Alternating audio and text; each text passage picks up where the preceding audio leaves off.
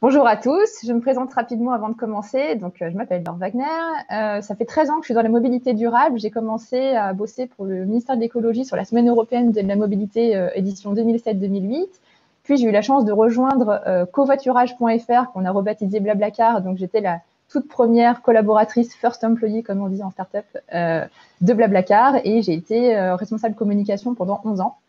Et j'ai créé 1 km à pied, qui n'est pas une appli de marche. Je vous montre très rapidement ce que c'est. C'est une solution RH d'analyse des trajets domicile-travail. Donc, on prend le fichier du personnel, on fait un diagnostic des trajets, plan de mobilité employeur chiffré, mesuré, et on identifie les rapprochements domicile-travail pour les employés de terrain. Et je suis aussi bénévole au Shift Project, et on est en train de co-créer et finaliser la fresque de la mobilité, pour ceux que ça pourrait intéresser. Petit warning, comme il y a beaucoup d'inscrits, je ne suis pas psychosociologue ni docteur en neurosciences. Je suis juste passionnée par les changements de comportement, comme vous l'avez vu de mes expériences. Et donc, c'est simplement que j'ai lu le bouquin sur les nudges, et ça fait plusieurs années que j'enrichis une présentation que j'avais faite à la base pour partager le livre à mes collègues. Et donc, je l'ai enrichi au fur et à mesure, et je voulais simplement la partager avec vous. Mais pour autant, je ne travaille pas sur les nudges 100% de mon temps. Voilà. Donc l'agenda, on va passer juste quelques minutes d'intro sur le climat, présenter ensuite chaque nudge. Donc vous allez voir, c'est vraiment un nudge, les exemples de ce nudge, et ensuite vous laissez 30 secondes pour réfléchir en fait à l'application de ce nudge pour vous.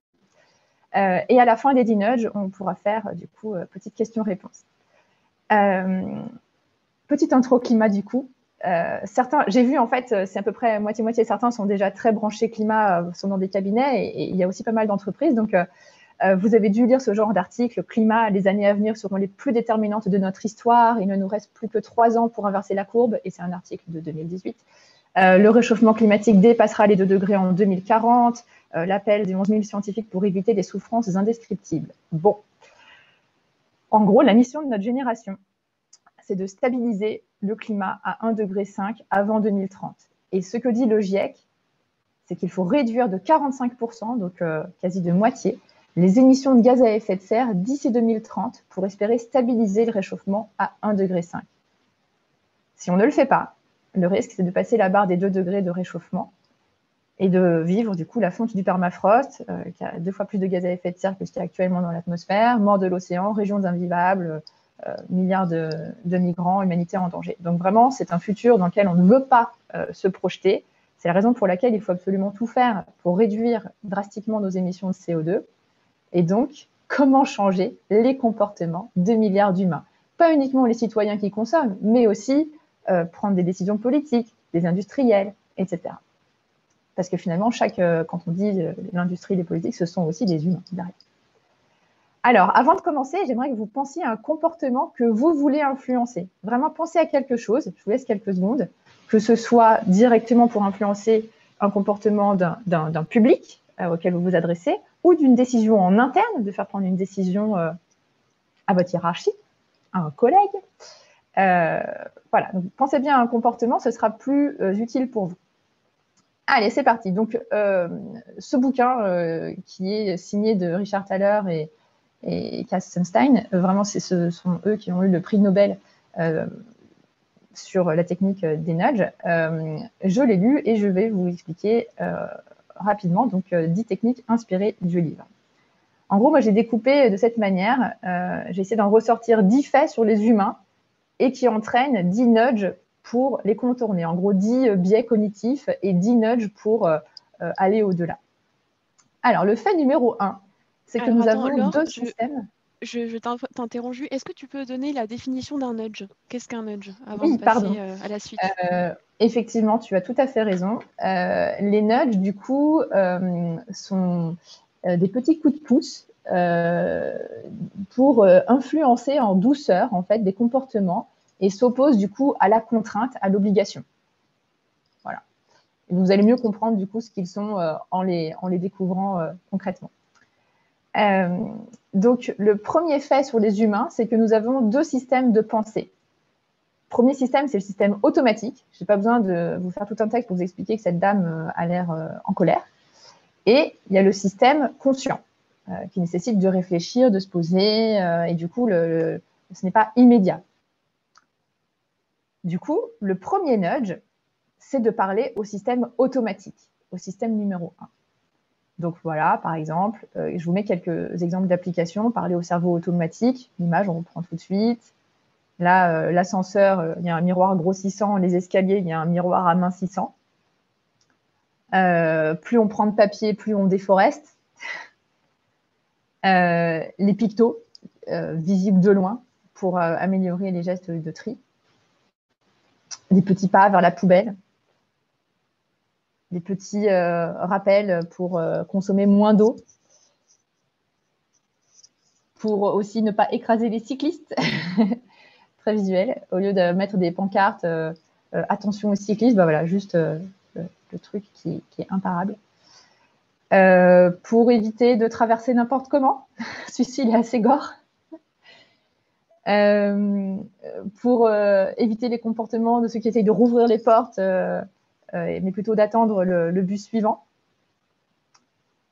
Celui-ci, il est sympa aussi. Ça fait appel en fait à ce que les couleurs nous inspirent.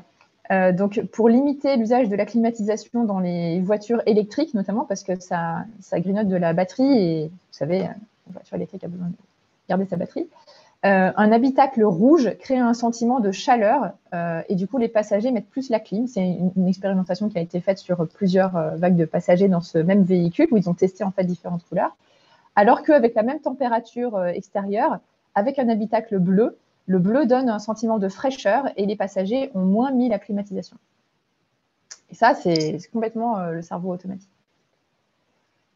Celui-ci est pas mal aussi. Je vous laisserai regarder la vidéo plus tard. Vous pouvez taper Chicago LSD S-Curve Groove. En fait, c'est un virage où il y avait énormément d'accidents. Un gros virage à gauche. Avec en plus, là, on voit pas, mais enfin, si on voit un petit peu sur l'image, il y a une super belle vue sur l'océan, voilà. Et donc, énormément d'accidents. Ils avaient mis plein de panneaux, freinés, attention virage, rien n'y faisait. Finalement, ce qu'ils ont fait, c'est qu'ils ont tracé au sol des lignes à équidistance. Et donc, quand on conduit, on voit les lignes, vous vous imaginez à votre volant, et vous voyez les lignes passer, whoop, whoop, whoop, whoop, à intervalles réguliers. Et tout d'un coup, vous voyez, ils ont rapproché les lignes blanches. Et quand on conduit, tout d'un coup, on a cette sensation de whoop, whoop, whoop, whoop, whoop. Donc, on avait l'impression d'accélérer. Et le réflexe, là, cerveau automatique, il n'y a pas de panneau qui me dit de freiner, mais mon cerveau me dit ouf. Et donc, ils ont vraiment réduit le nombre d'accidents. Désolée, je n'ai pas trouvé le chiffre. Ça aussi, parler au cerveau automatique, ça donne plus envie de freiner, de s'arrêter qu'un simple passage piéton. Celui-ci, pour éviter les passages à sens inverse, ils ont mis un panneau sans issue dans cet escalier. Et donc, le nombre de personnes empruntant le souterrain à contresens a baissé de 41%. Juste, si je peux me permettre, ils ne sont pas allés jusqu'au bout de l'exercice parce que du coup, ils auraient dû enlever le panneau ligne D parce que si moi, je passe par ici et que je prends la ligne D, il y a une information contradictoire. On me dit sans issue, mais on me dit que c'est là pour prendre la ligne D. Donc, bon, il aurait mieux fallu enlever aussi le panneau et mettre éventuellement des stickers d'humains réalistes pour que j'ai l'impression que c'est très occupé et que du coup, il ne faut pas y aller.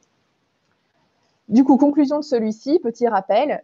Donc, parler au cerveau automatique. Le système 1 auquel il faut s'adresser, il est automatique, rapide, associatif et inconscient. Alors que le système 2, du coup, ça appelle à la réflexion, c'est plus lent, c'est déductif et c'est conscient. Et vous, je vous laisse quelques secondes. Allez-y, trouvez une image qui parlera au cerveau automatique de votre instinct grégaire. C'est comme ça, on est un peu des moutons. Expérience qui est assez connue et qui est dans le livre, c'est l'expérience de H sur le conformisme. Donc, sous prétexte d'un test de vision, ils ont fait venir en fait des étudiants. Et en fait, une seule personne dans ce groupe est un vrai sujet. Tous les autres font partie de l'organisation de l'expérimentation. Et donc, ils ont demandé à tous ces étudiants, s'il vous plaît, est-ce que vous voyez, donc par rapport à l'image de gauche, vous voyez le trait A, le trait B, le trait C. Dites-nous le trait qui est à droite dans l'autre carré, est-ce qu'il correspond à la taille de A, de B ou de C? Et donc, au départ, tout le monde dit la bonne réponse. Et puis, petit à petit, les étudiants qui sont dans le coup, qui font partie de l'expérimentation, font exprès de donner des mauvaises réponses. Donc là, par exemple, ils sont tous ligués pour dire, ouais, ça correspond à B. Et donc, tous les étudiants donnent leur réponse un par un. Bah oui, c'est B, c'est B, c'est B, c'est B. Et du coup, le seul qui est le vrai sujet, plutôt que de dire « Ah bah non, moi je pense que c'est C » et de s'opposer et de s'affirmer, eh bien 37% du temps, le vrai sujet se conformait au reste du groupe. Alors que c'est évident que ce n'était pas la bonne réponse, mais il préférait se conformer parce que c'est trop désagréable de ne pas se conformer. Du coup, le nudge qui va avec, puisqu'on a un instinct grégaire, c'est de pousser la norme sociale, de montrer que c'est OK, c'est la norme, donc vous pouvez y aller. Quelques exemples de normes sociales. On fume si nos pères fument. On se met au vélo si nos pères se mettent au vélo. On devient végétarien si nos pères sont végétariens. Et on covoiture si nos pères covoiturent. J'ai mis cet exemple exprès parce que quand j'étais chez Blablacar, dès qu'on avait un seuil, mais c'était même... maintenant, c'est ridicule par rapport au nombre de covoitureurs qu'il y a, mais quand on a eu 200 000 covoitureurs, 500 000 covoitureurs, on balançait du déjà 500 000 Français covoiturent et vous, et pour montrer que ça devenait la norme sociale. Aujourd'hui, il y a plus de 17 millions de covoitureurs sur Blablacar, et alors c'est carrément devenu la norme sociale, on y est. Mais, enfin, quoique, on n'y est peut-être pas encore.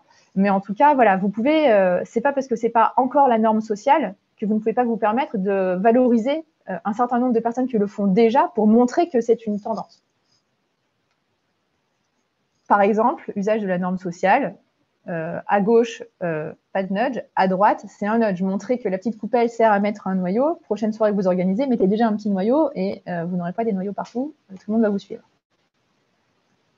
Take your litter home. Other people do. Les autres ramènent leurs déchets à la maison. Vous aussi. Les autres le font. Donc pourquoi pas vous? Un autre exemple, most cyclists wait at red light. Donc la plupart des cyclistes attendent au feu rouge. Donc vous aussi, s'il vous plaît. Toujours sur la norme sociale, cet exemple de facture d'énergie, où on voit en fait la barre verte, c'est mes voisins qui sont efficients, la moyenne de mes voisins en gris et moi en bleu, et je vois que je consomme plus que mes voisins. Et en fait, c'est pour ça qu'on dit nos pairs, parce que dire qu'il y a des gens qui consomment moins, bon, mais mes voisins, c'est-à-dire qu'ils ont le même ensoleillement, le même type d'habitation, etc. Mes voisins consomment moins, donc je peux le faire. C'est la norme sociale. Microsoft aussi, more than 100 million people have already upgraded to Windows 10 free. Donc, il y a déjà 100 millions de gens qui l'ont fait. Allez, moi aussi, ça veut dire que c'est safe, je vais le faire. Celui-ci, il est intéressant aussi. Donc, c'est aux États-Unis, dans un coffee shop. Vous savez qu'il faut mettre du tip. Désolée, je trouve plus le nom. Et donc, ils ont fait des tests. Ils ont mis un bocal quasiment vide pour voir comment les gens réagissent, combien de personnes mettent du pourboire, voilà, mettent du pourboire, versus un autre jour où ils commencent la journée déjà avec le truc quasiment rempli. Eh bien, figurez-vous que du coup, le résultat, c'est qu'ils ont eu 2 fois plus de pourboire, donc 102% d'augmentation, donc le double, quand le bocal était quasiment plein. Parce que quand le bocal est vide, on se dit, bah, personne donne, moi non plus. Alors que quand le bocal est plein, on se dit, oh là là, tout le monde a l'air de donner et je vais avoir l'air de quoi si je ne donne pas. Dans ce magasin, on dit, bon désolé, pas en français, dans ce magasin, les gens achètent 5 fruits et légumes. Hop. Du coup, les autres en prennent 5, on insiste sur 5, donc vous aussi, allez-y, prenez-en 5.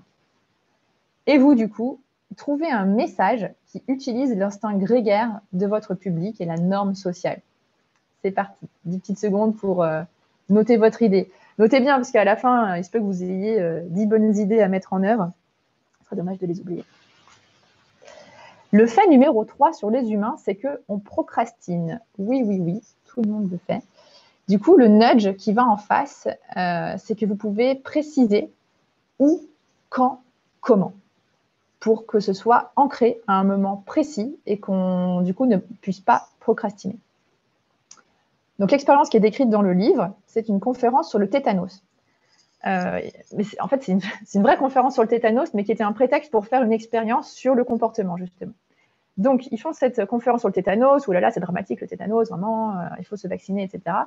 Les étudiants sortent de là. Il y a pourtant un truc sur vaccination de tétanos gratuite sur le campus. Seulement 3% des étudiants sont allés faire leur vaccination gratuite sur le campus. Ils ont refait la conférence avec un autre batch d'étudiants. Ils ont fait plusieurs formules. Et donc, ils ont ajouté 2 choses à leur conférence. D'abord, ils ont affiché le plan du campus en entourant, en disant, voilà, c'est là, nous, on est là, et le truc gratuit pour le vaccin, c'est là. Et ils ont demandé à tous les étudiants d'ouvrir leurs agendas. Bon, c'était il y a longtemps. D'ouvrir leurs agendas pour choisir un créneau. Et donc, est-ce que vous pouvez regarder d'ici la fin de la semaine à quel moment vous allez pouvoir y aller, s'il vous plaît? C'est là, prenez un moment pour y aller, c'est important. Résultat, plus 28% ont fait leur vaccin. Où, quand, comment, avec qui. Plus vous insistez sur le concret, plus les gens le feront. Typiquement, à Marseille, quand on explique que pour aller de Belle de Mai à Joliette, ça ne prend que 8 minutes, pour quelqu'un qui n'a pas l'habitude du vélo, qui ne sait pas trop, qui a des doutes sur je ne sais pas trop le vélo, je ne sais pas combien de temps je vais mettre, etc., pouf, c'est déjà calculé. Ça enlève un besoin de calcul, une charge mentale quelque part ou un doute. Donc, ça, c'est un bon nudge. Pareil, à Bologne, en Italie, ils ont inscrit sur un plan de la ville le temps à pied pour rejoindre les principales places. Et là, j'ai mis un exemple de Blablacar, où comment, plutôt que de dire aux gens faites du covoiturage, eh ben, on les prenait directement quand ils faisaient leur trajet sur Via Michelin. Pouf, on leur disait tout de suite économisez 42 €, ils cliquaient et ça me mettait tout de suite le trajet Paris, Lille, 42 € d'économie, et hop, il n'y avait plus qu'à cliquer pour proposer leur place. Toujours dans ce magasin, où, quand, comment, eh ben, il n'y a pas plus simple qu'une flèche. OK pour les 5 fruits et légumes, c'est où? Pouf, suivez la flèche. Alors, on se met en mode pilotage automatique. Et vous, trouvez votre message qui précise où, quand, comment, avec qui, pour que le comportement que vous souhaitez influencer ne soit pas quelque chose de flou dans l'avenir, mais quelque chose d'ancré dans le réel, dans l'agenda des gens, parce qu'ils ont une vie déjà bien occupée. On est influencé par les suggestions. Du coup, le nudge numéro 4, c'est l'effet de mesure. Donc, ce qui est décrit dans le livre, c'est que quand on mesure l'intention d'une personne, ça augmente les chances qu'elle agisse selon ses propos. Par exemple, si vous demandez à une personne la veille d'une élection si elle compte voter le lendemain, eh ben, vous augmentez de 25% la chance qu'elle aille voter. Et si vous lui demandez si elle compte faire un trajet en covoiturage cet été, et qu'elle répond oui, et ben, on augmente le pourcentage de chances que cette personne fasse effectivement, parce qu'elle avait dit oui, ah oui, parce qu'en fait, ça a ancré dans le cerveau le fait que si je fais un trajet cet été, c'est vrai que je pourrais faire ce trajet en covoiturage.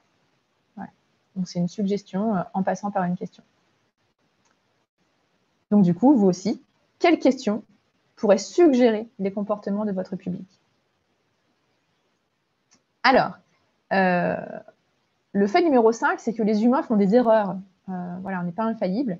Du coup, l'idée du nudge, c'est d'anticiper les erreurs. Le plus connu, c'est celui-là, en Angleterre.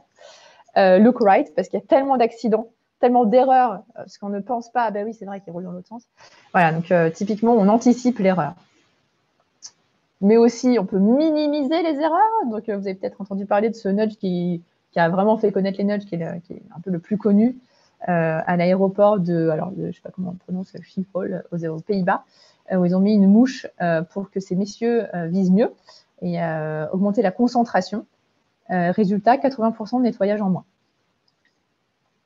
Et vous, trouvez les messages qui anticipent les erreurs de votre public.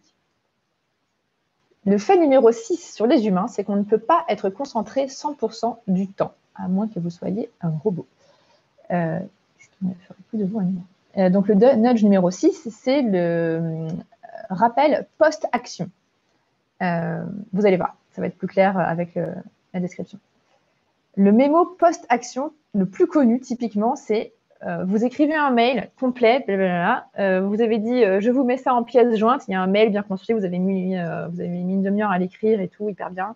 Et puis vous faites envoyer, vous avez oublié la pièce jointe. C'était très commun au début des emails. Et c'était tellement commun que du coup, ils ont tous fait un petit nudge. Vous avez dit pièce jointe, mais je vois qu'il n'y a pas de pièce jointe. Voilà. Et donc du coup, ça, typiquement, c'est un nudge post-action. Parce qu'en fait, l'action principale, c'est pas d'envoyer une pièce jointe. L'action principale, c'est d'envoyer un mail. Et du coup, on a oublié dans notre concentration, notre manque de concentration, on a oublié quelque chose.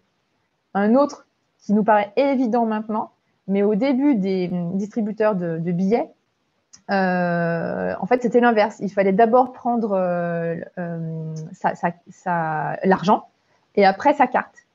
Résultat, comme les gens ne venaient pas récupérer leur carte, ils venaient prendre des billets. Donc, au moment où ils avaient les billets, ils avaient l'impression d'avoir complété leur action principale. Et donc, super, j'ai mes billets, je m'en vais. C'est la raison pour laquelle maintenant, et c'est un nudge, on demande aux gens de retirer, enfin, c'est un nudge, c'est plutôt du coup du UX, mais on demande de retirer la carte d'abord, parce que c'est pas ça qu'on était venu faire, et ensuite on donne les billets, et là, l'action est terminée. Donc, peut-être, vous aussi, peut-être les oublis, ça vient aussi d'un ordre dans lequel les choses sont demandées. Donc, est-ce que vous ne pourriez pas trouver le bon mémo, au bon moment du comportement qui ferait qu'il n'oublierait pas d'adopter votre comportement? Alors, le fait numéro 7 sur les humains, c'est qu'on est mauvais en calcul, même si vous étiez matheux. Du coup, le nudge numéro 7, c'est de rendre visibles les coûts qui sont invisibles ou de rendre plus facile le calcul.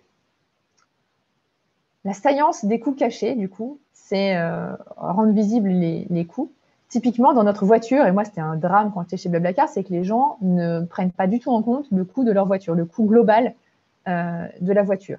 Ils pensent à ce qui est visible, justement, et au prix de l'essence qui monte quand on fait le plein. Et du coup, c'est le seul prix qui est visible. Et ils oublient, en fait, qu'ils ont acheté leur voiture, qu'ils ont des coûts fixes, l'assurance, etc. Tout ça, on l'oublie. Donc, on ne perçoit que le prix de l'essence et des péages. Du coup, on prend la voiture pour des trajets courts parce qu'on minimise en fait les autres coûts qu'on ne voit pas. Alors que dans un taxi, typiquement, le coût du trajet, on le voit parce que ça augmente au fur et à mesure et puis ça fait mal, on a la boule au ventre. Du coup, je suis sûre que vous aussi, un jour, ça vous est arrivé de dire non mais laissez-moi là, je vais finir les derniers mètres pour vous éviter le truc parce qu'en fait, on voit le prix augmenter et ça nous fait mal. Alors que quand c'est notre propre voiture, on ne voit pas les prix augmenter. Donc, ça ne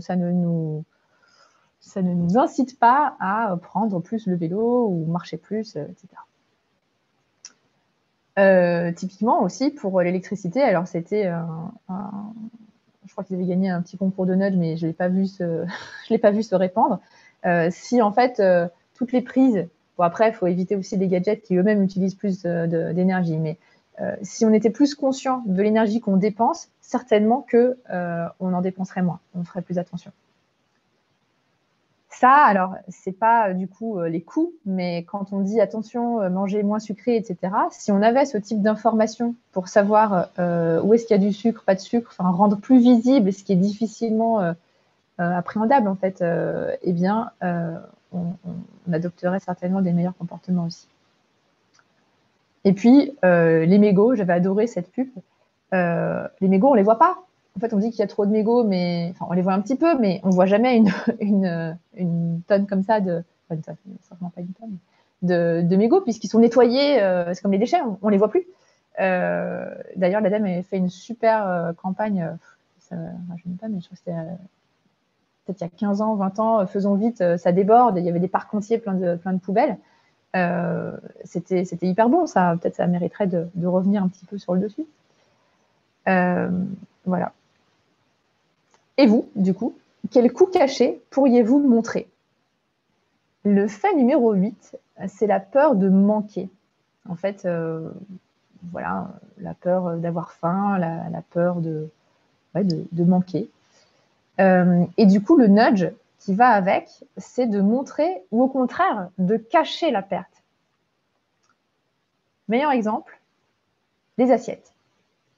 Si à la cantine, on nous donne une grande assiette et qu'il y a un self, évidemment, on a tendance à maximiser le remplissage de notre assiette. Parce que on est fait comme ça. On veut un max pour ne pas manquer, pour ne pas regretter. Voilà. Du coup, le seul moyen de se servir moins est de réduire la taille de l'assiette. Donc, s'il y a déjà des assiettes, d'un point de vue carbone, je ne vous conseille pas de jeter plein d'assiettes et d'en racheter d'autres. Mais vous voyez l'idée, si l'occasion se présente, d'avoir des contenants plus petits. Parce que là, du coup, on cache la perte. Ils en ont pris moins, mais ils n'ont pas conscience qu'ils auraient pu en prendre plus.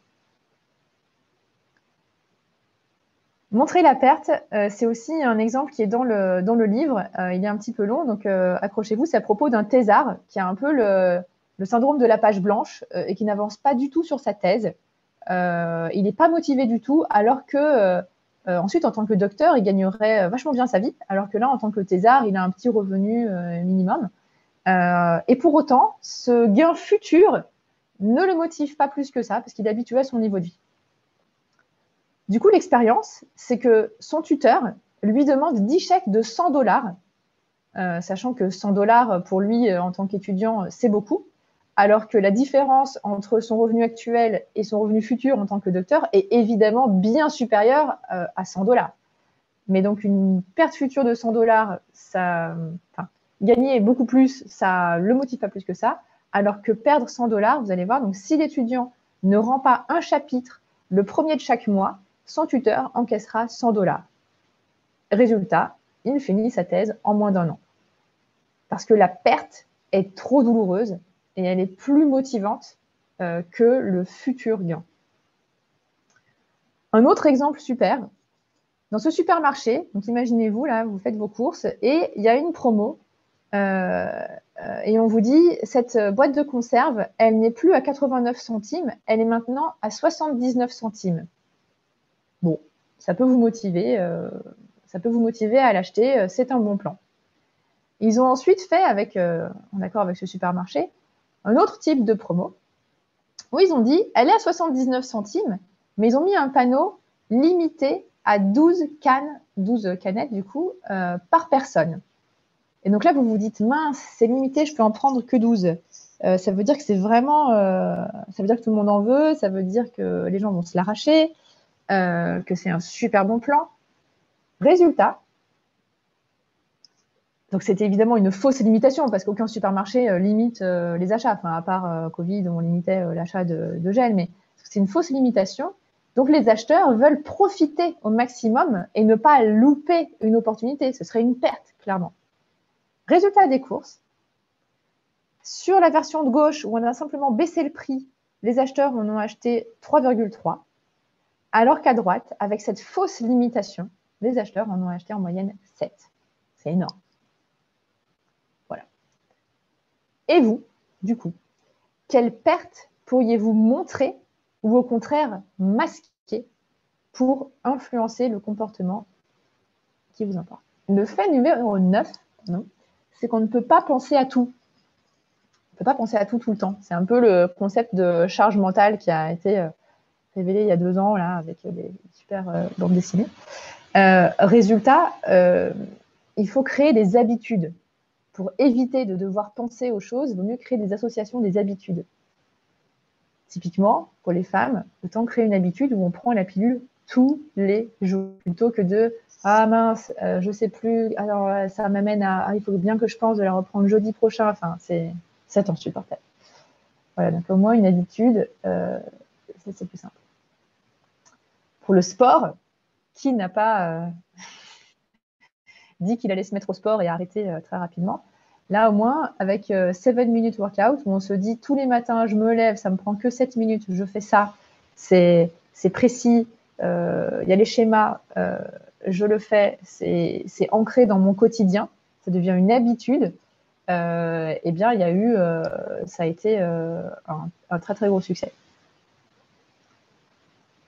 Zuckerberg aussi, il a tellement de choses auxquelles il doit penser qu'il s'est dit, je veux m'enlever une charge mentale, je vais m'habiller tous les jours pareil. Résultat, voilà sa garde-robe. Et là, pour le coup, c'est juste un exemple qui est dans la même veine, mais pour le coup, on n'a pas essayé de faire en sorte qu'il s'habille mieux. On n'a pas voulu influencer un comportement, mais je peux vous dire une habitude. Et vous, quelle habitude pourrait éviter de devoir se souvenir de trop de choses? Quelles associations? Parce qu'en fait, ça peut être simplement, par exemple, pour le covoiturage, vous partez en week-end, covoiturage. Enfin, vraiment, toujours insister sur quand vous faites tel comportement, ça doit devenir une habitude d'enchaîner tel autre comportement. Allons-y pour le 10e. Le fait numéro 10, c'est qu'on est feignant. Si. Et du coup, le nudge qui va avec, c'est le choix par défaut et ou l'architecture de choix. Donc, par exemple, le choix par défaut, quand le don d'organes est par défaut donneur, ben, résultat en Autriche, où il fallait être opt-out, c'est-à-dire il fallait au contraire se signaler si on ne voulait pas donner ses organes, et ben, il y a 99% de donneurs. Alors qu'en Allemagne, et c'était le cas en France aussi avant, il fallait opt-in pour dire je veux bien donner mes organes. Résultat, il n'y a que 12% de donneurs. Donc évidemment, les choix par défaut simplifient énormément parce qu'en fait, c'est pas qu'en Allemagne, il n'y a que 12% des gens qui sont OK, c'est qu'il n'y a que 12% des gens qui ont fait l'effort. Et c'est justement un comportement qu'ils essayent simplement, j'imagine, avec des affiches d'influencer, mais ça prend du temps, il faut le faire, il faut faire les papiers, il faut avoir la petite carte, il faut juste y penser. Et on n'a pas forcément la bande passante pour le faire. Donc, choix par défaut. Pareil pour les impressions, plutôt que de mettre des affiches partout, pensez bien à faire recto verso, pensez bien à imprimer en noir et blanc. Vous allez voir l'équipe IT qui a la main sur toutes les machines et que tout par défaut soit recto verso, noir et blanc, mode brouillon, etc. Et si vraiment ils veulent de la couleur, si vraiment ils veulent du recto, il va falloir aller bidouiller les paramètres. Là aussi, architecture de choix, c'est de plus en plus connu cette façon de présenter, plutôt que d'avoir des paragraphes complexes sur la différence entre ça et ça. Voilà, hop, on montre, là, il y a ça, mais il n'y a pas ça. Et au contraire, dans la box. Et du coup, ça, clairement, là, vous vous sentez orienté et cliquez sur le bouton bleu upgrade, quoi. Enfin, le truc est tellement bien fait, ça glisse, hop, bah oui, c'est beaucoup mieux, pouf, upgrade. Donc, simplifier l'information pour que ça nous amène directement vers le comportement attendu. Et là, une petite BD, donc qui n'est pas une vraie BD de Homer Simpson, qui a été écrite pour expliquer les nudges. Donc, il y a Homer Simpson, vous savez, il adore les donuts. Donc, il dit « Oh, les donuts sont way over there ». Vous voyez, enfin, c'est pas si loin que ça, hein, mais il y a le frigo avec les donuts là-bas. Et il y a les fruits juste en face de lui. Donc, il se dit « Ah, je pense que je vais plutôt prendre des fruits, du coup ». Et le caissier qui se dit « Ah, mon choix d'architecture va faire en sorte que Homer mange des fruits ». Tout content. Donc ça, c'est effectivement l'architecture des choix et qui peut être faite et qui a été testée aussi. J'ai pas trouvé d'image, celle-ci était plus sympa, mais dans des cantines scolaires, ils avaient fait l'expérience d'effectivement mettre les choses les plus saines sur le chemin le plus simple et mettre les choses moins saines qui, entre nous, pourraient être enlevées des cantines scolaires, mais les ont mis pas sur le chemin le plus simple. Voilà. Et vous, du coup, quelle présentation pourrait orienter naturellement vers votre solution? Quelle architecture des choix? Ça peut être de la mise en page pour orienter, voilà, hop, ça donne envie de cliquer. Ou plutôt dans cet esprit-là, pour orienter naturellement vers votre solution. On va passer à la conclusion. Finalement, on est allé assez vite. Donc, petit récap. On va, d'ailleurs, vous pouvez faire un petit, enfin, vous allez recevoir les slides, je pense, mais là, si vous voulez tout de suite faire un petit screenshot. Donc, on fait à nouveau un vis-à-vis. Donc, il y a deux systèmes de pensée, donc il faut bien parler au système 1, le cerveau automatique. On a un instinct grégaire, donc il faut jouer sur la norme sociale. On procrastine, donc il faut préciser où, quand, comment. Le pouvoir de l'engagement, la suggestion, donc l'effet mesure, poser une question où les gens sont obligés de se poser la question de oui ou non, et du coup, bah, ils se sont eux-mêmes influencés en disant j'avais dit oui, donc je fais oui. L'erreur est humaine, donc anticiper les erreurs. Déconcentration, le mémo qui va bien au moment où on est mauvais en calcul, donc visibilité des coûts. Peur de perdre, peur de manquer, donc montrer ou cacher les pertes. On a une mémoire limitée, donc créer des habitudes. Et puis, paresse, donc choix par défaut ou architecture de choix. Voilà. C'est à nous d'agir. J'ai commencé avec le climat et je finis avec le climat. Comme vous le savez, le climat se réchauffe beaucoup trop vite. L'enjeu de notre génération est là, dans nos carrières, dans nos postes, maintenant, ici et maintenant, c'est de stabiliser le climat. Et donc, je le rappelle, pour stabiliser le climat, il ne suffit pas de stabiliser nos émissions de CO2, mais de les réduire drastiquement avant 2030 pour stabiliser le climat à 1,5 degré et ne pas aller chatouiller le permafrost qui se mettrait à fondre d'autant plus, enfin, il a déjà commencé, mais bon, à partir de 2 degrés. J'aime bien ce petit monstre de glace, là, pour moi, je le mets, c'est la représentation que je me fais du permafrost, c'est le monstre de glace qu'il ne faut pas aller réveiller. Et donc, je vous nudge, vous aussi, et vous, donc, quand et auprès de qui allez-vous utiliser les nudges? Et je vous laisse à nouveau 10 secondes pour vous mettre en action et vous dire quand est-ce que vous allez utiliser ce que vous avez appris aujourd'hui pour influencer les comportements. Et voilà, et je termine avec cette citation de Valérie Masson-Delmotte que j'adore. Chaque demi-degré compte, chaque année compte, chaque choix compte et nos projets comptent. Donc vos projets comptent. Tout ce que vous allez pouvoir essayer, tenter, oser grâce au nudge, ça compte. Et on est dans une situation où il faut tout tenter. Merci beaucoup. Merci à tous. Je crois que c'est le dernier slide. Ouais, du coup, tu vas revenir. Alors Laure, si tu as un petit peu de temps, vu qu'on a encore quelques minutes, on va pouvoir prendre quelques questions si certaines personnes souhaitent. Parce qu'il y a eu quelques questions, je pense, auxquelles on peut répondre. Une question qui est intéressante, par exemple, sur l'histoire de la norme sociale, c'est est-ce que cette norme elle est identique dans toutes les cultures ou est-ce qu'il y a une part de biais culturel dans la norme sociale? Alors, avant de répondre aux questions, je voudrais juste repréciser que mes seules connaissances sur les nudges, c'est d'avoir lu le livre et d'avoir testé plein de choses chez Blablacar. Et maintenant, je suis 1 kilomètre à pied. Je ne suis pas scientifique. Je n'ai pas fait plein de recherches. Donc, il faudrait poser cette question à un spécialiste. Mais j'aurais tendance à dire que oui, les représentations, les habitudes ne sont pas les mêmes, les normes ne sont pas les mêmes dans tous les pays. Mais par contre, il faut pas. C'est pas parce que quelque chose n'est pas encore la norme. Parce qu'en fait, tous les comportements qu'on veut faire adopter, ils ne sont pas la norme actuellement. On est d'accord. Au contraire, on veut pousser le vélo, on veut pousser le covoiturage, on veut pousser le tri, on veut pousser la baisse de consommation de viande, etc. Donc, ça n'est pas la norme. Enfin, moi, là, je viens de m'installer vers Cluny. C'est le Charolais. Quand je parle de devenir végétarien, c'est donc ça n'est pas encore la norme. Mais par contre, on peut faire émerger des comportements qui sont pour l'instant pas la norme, mais en montrant que ça devient la norme, que c'est une tendance qui monte, qu'il y a déjà 1500 personnes végétariennes à Cluny. Voilà, donc c'est pas grave si ça n'est pas encore une habitude ancrée dans le pays. Le tout est de montrer que ça peut le devenir, en fait. Oui, tout à fait. Il y avait une personne qui posait une question sur le fait qu'en fait, là, on parle beaucoup de changer un comportement pour aller vers un autre comportement, mais quand on veut juste arrêter un comportement, est-ce que ça fonctionne aussi, ces nudges Bah oui, arrêter un comportement, c'est un comportement. C'est stopper la voiture, c'est stopper la cigarette. Oui, carrément. Ça fonctionne tout pareil. Mmh.